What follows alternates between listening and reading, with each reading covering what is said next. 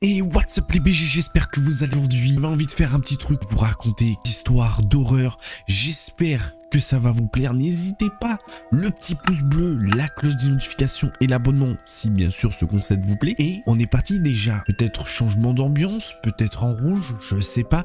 D'ailleurs, vous avez vu, nouvelle qualité du micro, c'est une dinguerie quoi, c'est une pépitax au maximum. Ça fait plaisir. Oui, je sais pas, je sais pas qu'est-ce que ça va rendre, mais en tout cas, je pense que ça va être de la qualité pour les lives. Vous inquiétez pas, ça va arriver très bientôt.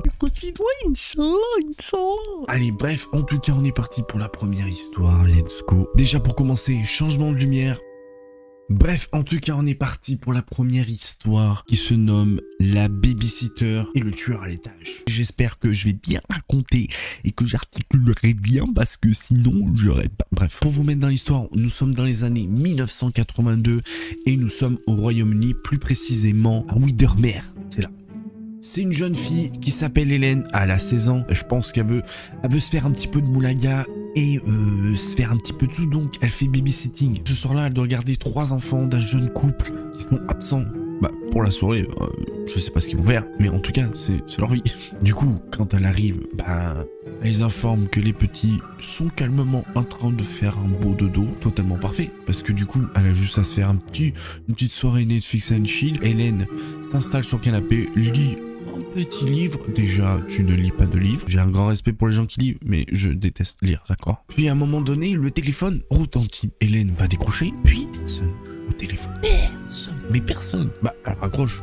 Elle va relire son livre quelques minutes après. Ça ressemble. Cette fois-ci, une voix glaçante qui lui dit: Es-tu allé voir les enfants? Plus rien. Tu vois, Hélène, elle se dit pas c'est un truc bizarre. Elle se dit juste, bah, ça se trouve, c'est le père qui l'a appelé pour savoir si tout allait bien, puis ça a raccroché sans faire exprès, puis elle va la rappeler. Tu vois, c'est vraiment... on va pas aller directement dans le truc, le gars, non. Le téléphone ressonne encore une fois, puis la même voix. Es-tu allé voir les enfants? Hélène dit: Monsieur Stewart? Aucun bruit, rien du tout, nada. Puis du coup, elle se dit, mais si j'appelais le restaurant pour savoir, est-ce que c'est lui vraiment qui l'appelle depuis tout à l'heure? Puis là, l'employé lui dit: non, excusez-moi madame, ils sont partis il y a 10 minutes. Dans un élan de peur, elle contacte directement la police. Malheureusement, la police peut rien faire en fait. Il y a pas de choses graves pour l'instant. Puis directement, elle raccroche. Et là, ça sonne encore une fois. Et la voix lui redit: pourquoi n'es-tu pas allé voir les enfants? Là, effrayée, elle contacte directement de nouveau la police en leur assurant que mais il y avait un inconnu en fait qui l'appelait et qui était sûrement tout près ou qui fallait faire quelque chose. Là, l'agent lui dit: vous inquiétez pas madame, on va prendre votre numéro.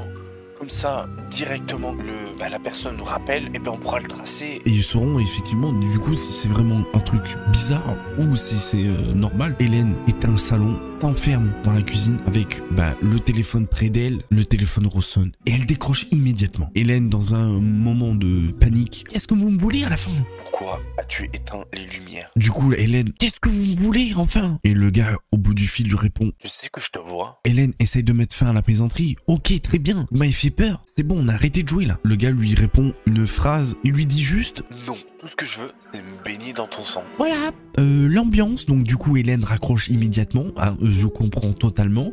Puis là, le téléphone retentit encore une fois. Puis là, c'est la police au téléphone qui lui dit totalement, ils ont tracé l'appel et que ça venait de la maison. Donc du coup, il lui dit totalement de se barrer très loin en fait, hein, de partir de la maison parce que c'est bizarre. Du coup, Hélène court directement à la porte.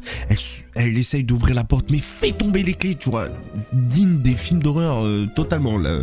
Après, en même temps, c'est un peu stressant. Puis là, derrière son dos, elle entend un bruit, une porte qui s'ouvre doucement en haut de l'escalier. Elle voit un petit halo de lumière qui sort totalement de la chambre des enfants. Hein. On s'attendait pas du tout à ça.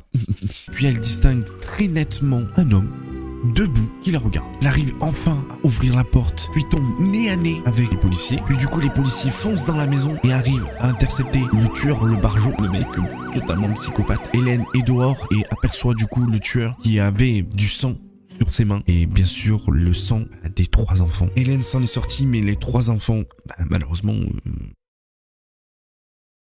Bon, du coup, voilà, l'histoire se termine. J'espère que ça vous plaît, les petites histoires comme ça. N'hésitez pas à me faire savoir si vous avez des histoires, de me les mettre en commentaire. On se retrouve pour une nouvelle histoire d'horreur. Et sur ce, c'était Jerry Smile. Je vous fais de gros bisous et passez de beaux rêves ou des cauchemars.